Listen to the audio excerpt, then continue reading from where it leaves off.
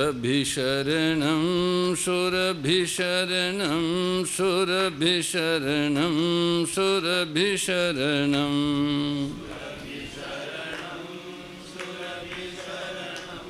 सुरभिशरणं सुरभिशरणं सुरभिशरणं सुरभिशरणं सुरभिशरणं सुरभिशरणं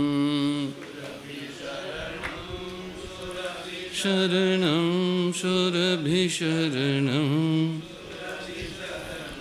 सुरभिशरणं सुरभिशरणं सुरभिशरणं सुरभिशरणं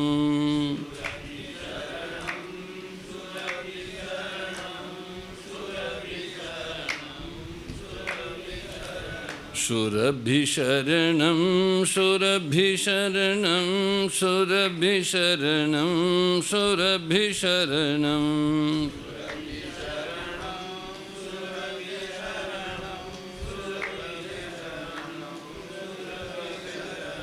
हरि शरणं हरि शरणं हरि शरणं हरि शरणं हरि शरणं हरि शरणं हरि शरणं हरि शरणं हरि शरणं हरि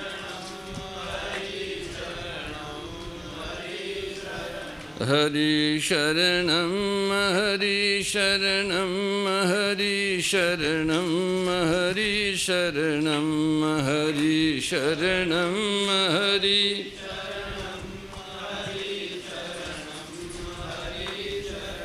हरि शरणं हरि शरणं हरि शरणं हरि शरणं हरि शरणं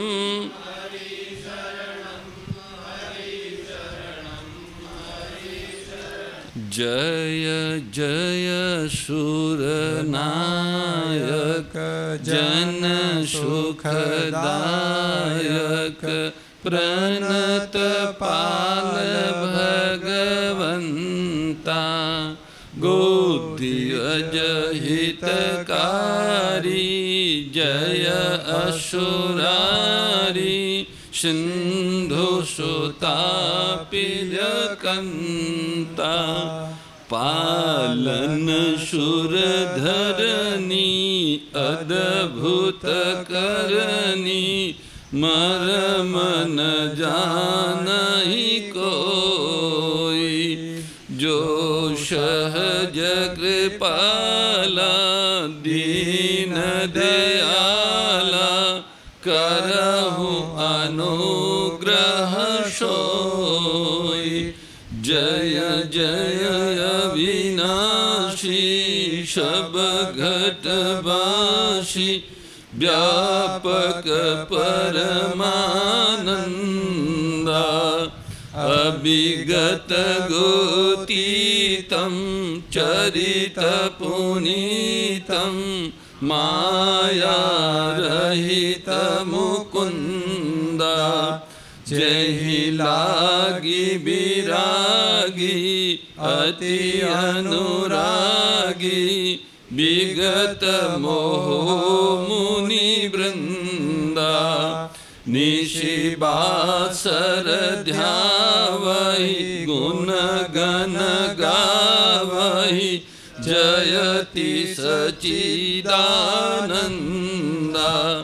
जहि सृष्टि उपाई त्रिविध बनाई संग सहायन दूजा सो करहु अघारी चिंत हमारी जानिय भगति न पूजा जो भव भय भंजन मुनि मनरंजन गंजन विपति बरूथा मन बच क्रम बानी छाड़ी सिंहानी शरण सकल सुर जूथा शारद श्रुति शेषा ऋषय शेषा जा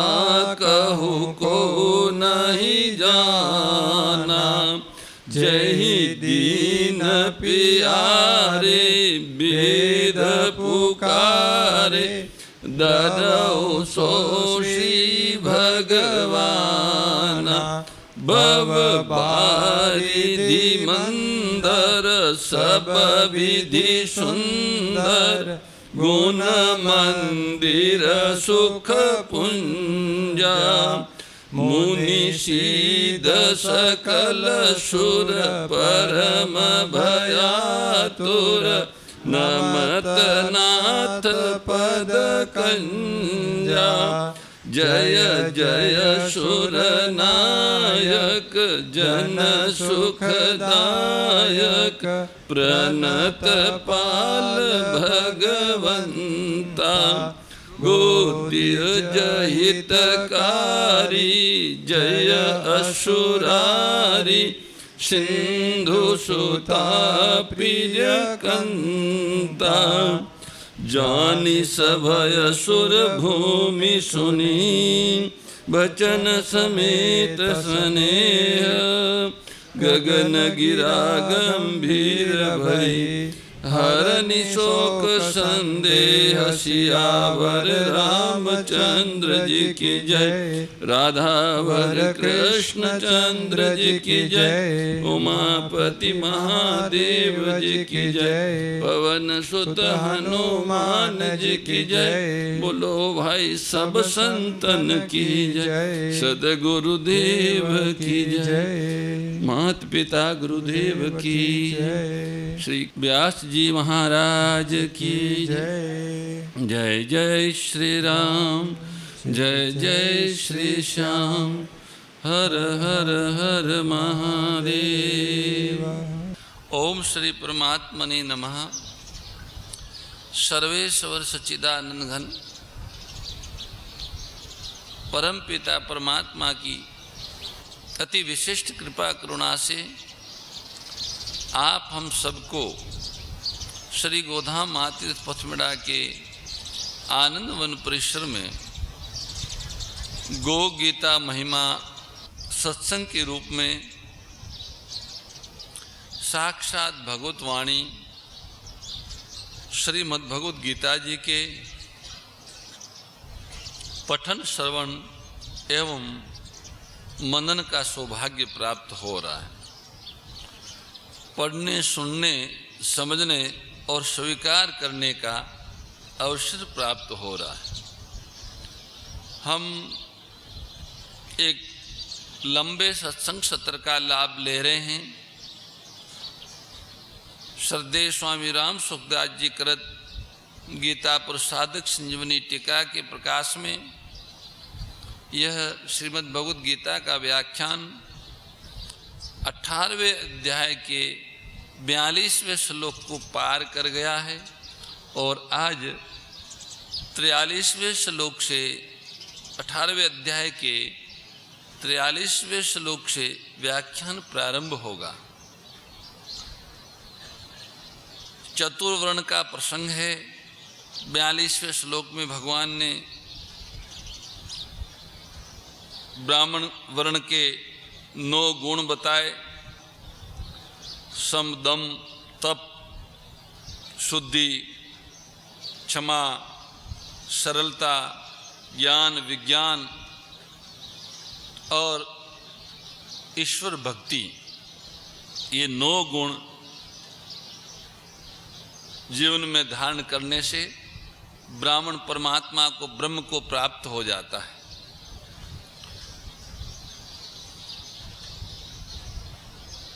अगर कोई वर्ण परंपरा से ठीक तरह से चली आ रही है, ब्राह्मण के किसी कुल में वर्ण की कोई अशुद्धि नहीं हुई है, तो ये गुण उस परिवार में ब्राह्मण में स्वाभाविक आ जाएंगे। परंतु वर्ण संकरता आने पर ये गुण स्वाभाविक नहीं होते, इनमें कमी आ जाती है। स्वभावज कर्म ये हैं उनके संस्कारों से उत्पन्न होने वाले ब्रह्म कर्म स्वभावजम। स्वभाव बनने में पहले जन्म मुख्य है, फिर जन्म के बाद संग मुख्य है। संग, स्वाध्याय, अभ्यास आदि के कारण स्वभाव बदलता है। इन तीनों से पहले जन्म है, जन्म के बाद संग मिलता है। जिस तरह का स्वाध्याय होता है, जैसा अभ्यास बनता है, ऐसा ही फिर उनका स्वभाव बन जाता है। क्षत्रिय के स्वाभाविक कर्म क्या क्या होते हैं? ब्राह्मण के तो ये 9 कर्म हो गए स्वाभाविक: सम, दम, तप, शुद्धि, क्षमा, सरलता, ज्ञान, विज्ञान और भगवत भक्ति। ये 9 स्वाभाविक कर्म ब्राह्मण के बताए। अब भगवान क्षत्रिय के स्वाभाविक कर्म बताते हैं। श्री भगवान कहते हैं कि शूरवीरता, तेज, धैर्य, प्रजा के संचालन आदि की विशेष चतुरता तथा युद्ध में कभी पीठ न दिखाना, दान करना और शासन करने का भाव, ये सब के सब क्षत्रिय के स्वाभाविक कर्म है। मन में अपने धर्म का पालन करने की तत्परता हो, धर्ममय युद्ध प्राप्त होने पर युद्ध में चोट लगने, अंग कट जाने, मर जाने आदि का रंच मात्र भी भय न हो, घाव होने पर भी मन में प्रसन्नता और उत्साह रहे तथा सिर कटने पर भी पहले जैसे ही अस्त्र शस्त्र चलाता रहे, इसका नाम शौर्य है। हमारे राजस्थान में ऐसी अनेक लोक गाथाएं हैं जिनमें शूरवीरों ने जब धर्म युद्ध में प्रवेश किया तो युद्ध करते करते करते कईयों के सिर धड़ से अलग हो गए, फिर भी वो लड़ते रहे। सिर पड़ा है और धड़ लड़ रहा है।